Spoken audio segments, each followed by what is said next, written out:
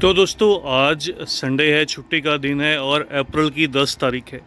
और आज की इस छोटी सी वीडियो में हम लोग बात करेंगे अडेनियम फर्टिलाइज़र के बारे में। ये देखिए, हमने 1 महीना पहले अपने अडेनियम के पौधों की जो है वो रिपोर्टिंग की थी, साथ के साथ इनकी जो हार्ड प्रूनिंग है वो भी की थी। हार्ड प्रूनिंग और सॉफ्ट प्रूनिंग में क्या डिफरेंस रहता है? अगर आप इनकी कटिंग जो है वो हल्के हाथ से करते हैं और एक ज़्यादा अच्छे से या ज़्यादा गहरी जो कटिंग है जिसको हार्ड प्रूनिंग हम बोल देते हैं वैसा करते हैं, तो उसमें क्या फ़र्क रहता है वो सबसे पहले आपको दिखाऊंगा। लेकिन उससे पहले ये देखिए, हमारे पौधों में जो नई ग्रोथ है वो स्टार्ट हुई है। सभी में सभी जो नई पत्तियाँ हैं वो निकलना स्टार्ट हुई, लेकिन फ्लरिंग अभी तक नहीं है। तो आज इन पौधों को फ्लरिंग के लिए जो फर्टिलाइज़र है वो फीड किया जाएगा, ताकि इनमें जो अब फ्लरिंग है वो स्टार्ट हो। ये देखिए, इसमें भी जो नई नई शूट्स हैं, किसी में जल्दी, किसी में थोड़ा सा देर से। इस पौधे में मेरे थोड़ा फंगस अटैक हुआ था, तो फंगस अटैक के बाद इसमें भी ये देखिएगा, यहाँ से अब जो नई शूट है ये निकलना स्टार्ट हुई है। चलिए, फर्टिलाइज़र को शेयर करने से पहले जो मैं शेयर करना चाहता हूँ वो हार्ड और सॉफ्ट प्रूनिंग में क्या डिफरेंस रहता है। इन पौधों की मैंने हार्ड प्रूनिंग की थी। एक ये देखिए, ये मेरे हाथ में एक और अडेनियम का पौधा है, ये भी एक ओबिज़म की वैरायटी है। एक्चुअली इसको मैंने अभी 2-3 दिन पहले ही अपरूट किया था, इसको गमले में से बाहर निकाला था। रीज़न ये है, इसको मैं ग्राफ्ट करना चाहता हूँ कुछ मल्टी कलर के अंदर, और इसकी मैंने प्रूनिंग भी नहीं की थी, इसको ऐसे ही छोड़ दिया था। तो ये देखिए, इसके ऊपर आपको जो कलियाँ हैं वो बनती हुई दिखाई देंगी। अगर आप पौधों में हार्ड प्रूनिंग करते हैं तो थोड़ा सा हार्ड प्रूनिंग की वजह से जो नई शूट्स हैं वो लेट निकल कर आती हैं, इसलिए इनमें जो फ्लरिंग है वो थोड़ी सी दूसरे पौधों के मुकाबले या दूसरे जिन्होंने लाइट प्रूनिंग की होती है उसके मुकाबले में इनमें जो फ्लरिंग है वो थोड़ी सी लेट होती है, उनमें थोड़ी सी जल्दी होती है।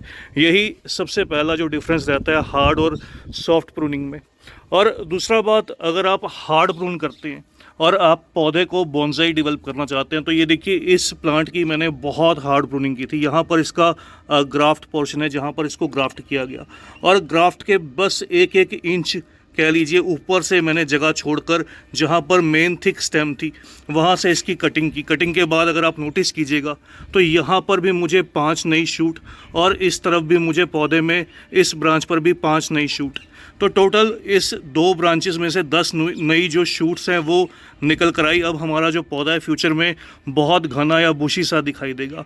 तो ये एक बेनिफिट रहता है अगर आप पौधे की ख़ास तौर पर फरवरी या मार्च के मौसम में हार्ड प्रूनिंग करते हैं।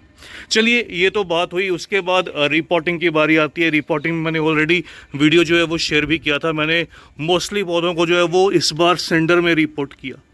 जैसे कि आप ये देखेंगे, ये मेरे सभी के सभी अरेबिकम के पौधे हैं। तो अरेबिकम को ये देखिए, मैंने सेंडर और साथ में जो है वो गोबर की सड़ी हुई खाद, जिसको काउडंग कंपोस्ट बोलते हैं, उसको दोनों को इस्तेमाल किया। इसके साथ में अगर आप चाहें तो पत्तियों की जो खाद है सिंडर के साथ में, वो बहुत बढ़िया से वर्क करती है। अगर आपके पास पत्तियों की खाद हो जिसको लीफ मोल्ड बोलते हैं, तो उसमें रिपोर्ट कीजिएगा, तो उसमें पौधे बहुत तेज़ी से अच्छे से ग्रो करते हैं। दूसरा, इसमें जो मॉइस्चर है सिर्फ वही होल्ड रहता है, लेकिन पानी जितना भी आप दीजिए साथ के साथ ड्रेन आउट हो जाएगा। तो पौधे बिल्कुल हार्ड हैं, ये देखिए, प्रेस करने में बिल्कुल भी डिहाइड्रेटेड नहीं है, लेकिन एक्स्ट्रा मॉइस्चर की इस समय पर इन पौधों में कोई समस्या निकल कर नहीं आती। फर्टिलाइज़र के लिए इन पौधों में आप दोनों तरह से जो फर्टिलाइज़र है वो फीड कर सकते हैं, चाहे आप ऑर्गेनिक यूज़ कीजिए या इनऑर्गेनिक। बहुत से कमेंट्स आते हैं इनऑर्गेनिक से जो सॉइल है वो पोरस नहीं रहती, लेकिन जब आप पौधों को सिंडर में ग्रो करते हैं तो ऐसी कोई भी प्रॉब्लम नहीं आती। या फिर आपकी जो मिट्टी है वो बहुत ज़्यादा रेतीली है, तो ये पौधे क्योंकि अंदर मॉइस्चर स्टोर करते हैं अपने कॉडेक्स के अंदर, इसलिए इनको ज़्यादा कोई फर्टिलाइज़र से प्रॉब्लम नहीं आती। आप चाहे ऑर्गेनिक या इनऑर्गेनिक दोनों तरह से कोई भी इस्तेमाल कीजिएगा, लेकिन जो क्वांटिटी है वो थोड़ा सा ध्यान रखकर इस्तेमाल करनी पड़ती है। यहाँ पर सबसे पहले देखिए, मेरे पास ये जो आप देख रहे हैं ये ऑर्गेनिक पोटाश है। बहुत से कमेंट्स आते हैं ऑर्गेनिक पोटाश कहाँ से मिलेगी, तो ऑर्गेनिक पोटाश आजकल ईजिली जो है वो सीड शॉप पर अवेलेबल रहती है। ये मेरे पास दानेदार है, इसको चाहे तो हम डिज़ोल्व करके भी दे सकते हैं। पोटाश का जो मेन पर्पज़ रहता है वो फ्लरिंग को बूस्ट करना। इस समय पर हमें पौधों में ग्रोथ के बजाय ज़्यादा फ्लरिंग चाहिए, तो फ्लरिंग को बूस्ट करने के लिए मैं इस समय पर जो पोटाश का इस्तेमाल है वो करने वाला हूँ। इसके अलावा आप इस समय पर ऑर्गेनिक फॉस्फोरस भी फीड कर सकते हैं। फॉस्फोरस में जो कैपेसिटी रहती है वो मल्टीपल शूट्स को ग्रो करने में हेल्प करता है। अगर आप देखिएगा इस पौधे में जैसे मल्टीपल शूट्स निकल कर आई हैं, तो इन मल्टीपल शूट्स की अच्छी ग्रोथ के लिए फॉस्फोरस चाहिए होता है। यहाँ पर देखिए, ये मैं प्रॉम का इस्तेमाल करने वाला हूँ। ये ऑर्गेनिक फॉस्फोरस रिच जो मैन्योर है, ऑर्गेनिक मैन्योर है। अगर आपके पास प्रॉम ना हो या कोई और ऐसा फॉस्फोरस रिच जो ऑर्गेनिक फर्टिलाइज़र है वो ना हो, तो आप बॉन मिल का इस्तेमाल कीजिए। बॉन मिल भी इन पौधों के लिए बहुत बढ़िया रहती है। इनको कोई ज़्यादा नाइट्रोजन की रिक्वायरमेंट नहीं रहती, तो नाइट्रोजन को इनको देने की रिक्वायरमेंट नहीं रहेगी। तो इस तरह से फॉस्फोरस के कुछ दाने और साथ में जो है वो पोटेशियम के कुछ दाने, दोनों चीज़ों को मैं गमले की मिट्टी के अंदर या फिर इस तरह से जो सॉइल मिक्स है हमारा, इसके ऊपर डाल दूंगा। तो ये देखिए, इस तरह से कुछ 15 से 20 दाने हमने ऐसा करके स्प्रिंकल कर देने हैं, बिल्कुल इस तरह से साइड साइड में। आप जैसे मैंने आपको बताया, चाहें तो इनको पानी में डिज़ोल्व करके भी दे सकते हैं। तो गमले के ऐसे इस तरह से ऊपर की तरफ सभी गमलों में थोड़े थोड़े से दाने इस तरह से पोटाश के, ये देखिए इस तरह से, ये धीरे धीरे जैसे जैसे हम पौधे को पानी देंगे वैसे वैसे ये डिकम्पोज होते जाएंगे। धीरे धीरे पौधे को इसके जो न्यूट्रिएंट्स हैं वो मिलते रहेंगे। तो इस तरह से आपको डालकर छोड़ देने हैं और जब वाटरिंग करनी हो इनमें पानी दीजिएगा। इसके अलावा एक जो और बहुत बढ़िया खाद रहती है इन पौधों के लिए, वो रहती है NPK 05234।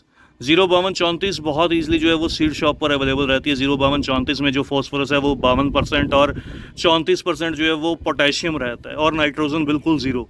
तो बहुत ईजिली आपको सीड शॉप पर NPK 05234 अगर आप मांगेंगे तो मिल जाएगी। उसका क्या करना है, आपको इस तरह से NPK लेकर आपको 2 ग्राम 1 लीटर पानी में जो है वो डिज़ोल्व कर लेना है। उसका स्प्रे जो है वो पौधों की पत्तियों के ऊपर, और थोड़ा थोड़ा सा 200-300 ml जो पानी है वो आप गमले की मिट्टी के अंदर, जब भी मिट्टी थोड़ी सी ड्राई दिखे तो गमले की मिट्टी के अंदर भी डाल दीजिए। तो ऐसा करने से बस आपके पौधे जो हैं वो हेल्दी रहेंगे, स्वस्थ रहेंगे, अच्छे से फ्लावरिंग भी करेंगे। ये देखिए, इस मेरे पौधे ने, हालांकि जो इस समय पर फ्लावरिंग बर्ड्स हैं वो प्रोड्यूस करना स्टार्ट भी कर दिए। तो कुछ कुछ पौधों में जो फ्लावरिंग बर्ड्स हैं वो बनना स्टार्ट होगी, क्योंकि इस समय पर मेन इनका फ्लावरिंग सीज़न है। उसके बाद ये कुछ समय के लिए रेस्ट में जाएंगे, फिर दोबारा से ये अपनी जो बर्ड्स हैं वो प्रोड्यूस करेंगे। ये देखिए, जैसे इस पौधे में भी आपको दिखाऊँ, यहाँ पर भी आपको जो कलियाँ हैं वो निकलती हुई दिखाई देंगी। तो अभी के लिए हालांकि मैंने इनको कोई भी फर्टिलाइज़र फीड नहीं किया, लेकिन एक जो और बेनिफिट मिलेगा, जैसे से ये कलियाँ मैच्योर होंगी, जो भी दोस्तों के पौधों में प्रॉब्लम आती है कि फ्लावर पूरी तरह से नहीं खिलते, खुलते नहीं है, या फिर बड ड्रॉप की समस्या आती है, तो ऐसा फर्टिलाइज़र फीड करने से ये सब जो प्रॉब्लम्स हैं ये निकल कर नहीं आएंगी। पौधे हेल्दी से ग्रोथ करेंगे। और अगर आपके पौधों में मल्टीपल ब्रांचिंग नहीं है तो मल्टीपल ब्रांचिंग भी आपको मिलने लगेगी। और वीडियो को एंड करने से पहले जो एक बात और शेयर करना चाहता हूँ वो ये कि बहुत से कमेंट्स आते हैं कि पानी कितना दे पौधे को। तो अब क्योंकि इन पौधों का ग्रोइंग सीज़न है, अब आप इनको, अगर आपके पौधे पूरे दिन की धूप में हैं तो एक दिन छोड़कर, या फिर गमले की मिट्टी अगर पूरी तरह से आपकी सूख जाती है, आपने बहुत पोरस सॉइल का इस्तेमाल किया है, सैंडी सॉइल का इस्तेमाल किया है, तो रेगुलर वाटरिंग भी आप करेंगे तो इन पौधों में कोई प्रॉब्लम नहीं आएगी। ये अच्छे से ग्रो करेंगे और तेज़ी से ग्रो करेंगे। तो ये बेस्ट सीज़न है इन पौधों की ग्रोथ के लिए। इनको फर्टिलाइज़र फीड करने के लिए ये काम तुरंत कीजिएगा, अप्रैल से पहले कीजिएगा, तो आपको बहुत बेनिफिट मिलेगा। तो बस दोस्तों, आज की इस छोटी सी वीडियो में इतना ही। जल्द ही मिलते हैं किसी और नए टॉपिक के साथ, किसी और नई वीडियो के साथ। तब तक के लिए bye, happy gardening, take care.